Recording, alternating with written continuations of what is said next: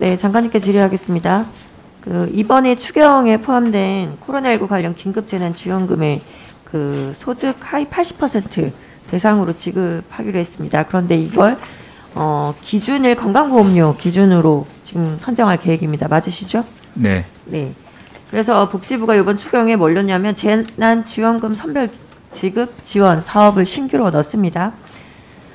장관도 잘 아시겠지만 이 재난지원금이 건강보험료로 기준으로 했을 때는 문제점이 많이 있습니다. 제가 몇 가지 말씀드리면 지역가입자는 소득뿐만 아니라 재산에도 건보료를 부과하는 반면에 지역가입자는 소득에만 부과를 하고 있습니다.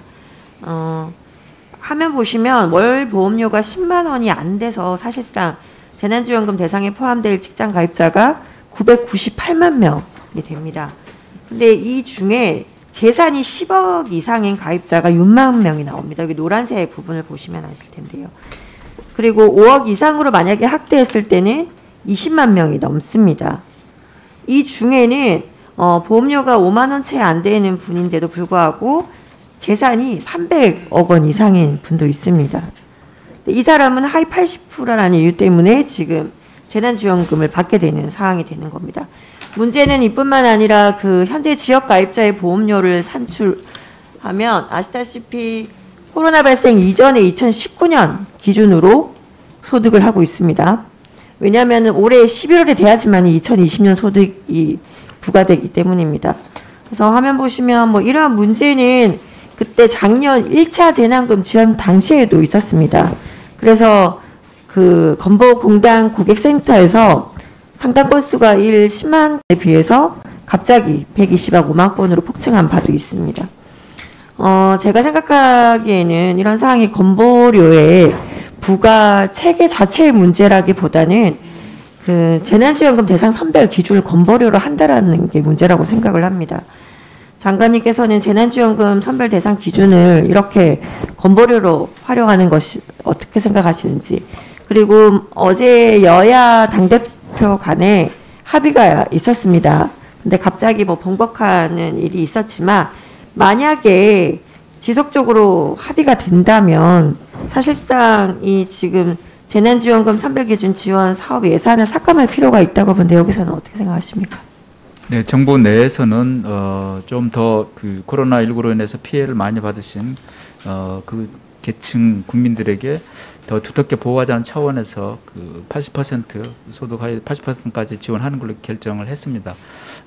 그러면서 이제 그 기준을 뭘로 할 것인지 했을 때 일반 복지조사에서 하고 있는 소득 과 재산을 소득으로 환산한 소득 인정액, 이걸 기준으로 하기에는 너무 소득의 범위가 너무 넓고요. 그래서 또 국세청이나 또 다른 자료에도 또 반영하기 어려워서 지금 건보의 부과 체계, 그게 지금 그나마 좀 제일 가능하다라고 지금 판단을 해서 했고요.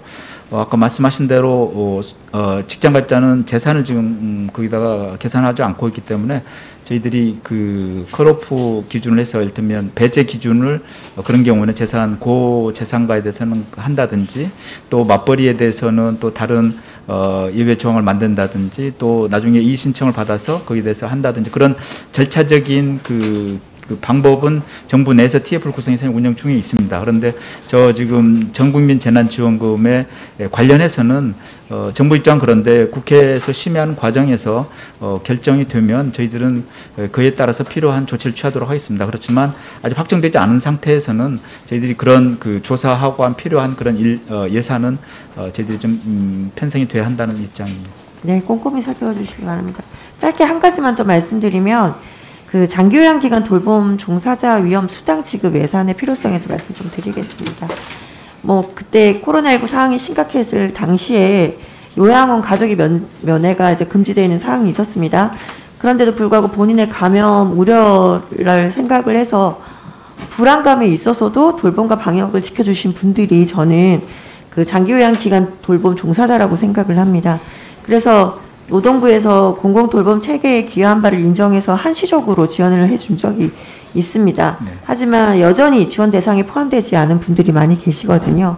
그래서 이번 추경 예산에 장기요양기관 돌봄 종사자가 위험 그 수당 예산에 포함시켜야 된다고 보는데 이건 어떻게 생각하십니까?